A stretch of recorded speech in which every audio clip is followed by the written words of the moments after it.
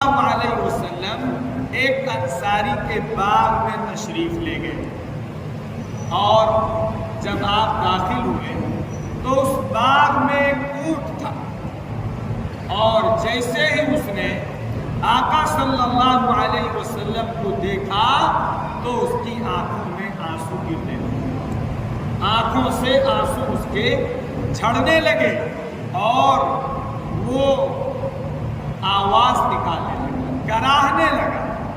آقا صلی اللہ علیہ وسلم اس کے پاس پہنچے اور آپ نے اس پر شفقت کا ہاتھ پھیرا، آپ نے اسے سہلایا جو ہم لوگ کہتے ہیں، آپ نے اس پر شفقت کا ہاتھ پھیرا اور اس کے بعد پھر اس کے آنسو تھمے تو آپ صلی اللہ علیہ وسلم نے یہ بات ارشاد فرمائی کہ اس اونٹ کا مالک کہاں ہے؟ وہ انصاری تشریف لائے، فرمایا میں مالک ہوں اس کا۔ آپ نے فرمایا کہ یہ اونٹ شکایت کر رہا ہے کہ میرا مالک مجھ سے کام زیادہ لیتا ہے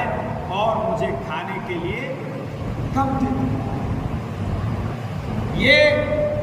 صرف جو کہا جاتا ہے کہ حضور صلی اللہ علیہ وسلم پوری انسانیت کے لیے اور جانوروں کے لیے رحمت، اونٹ بھی جانتا تھا کہ یہ شخصیت اور یہ ذات اور یہ نبی، یہ پیغمبر ہمارے لیے رحمت بن کر آئے۔ بہت سارے واقعات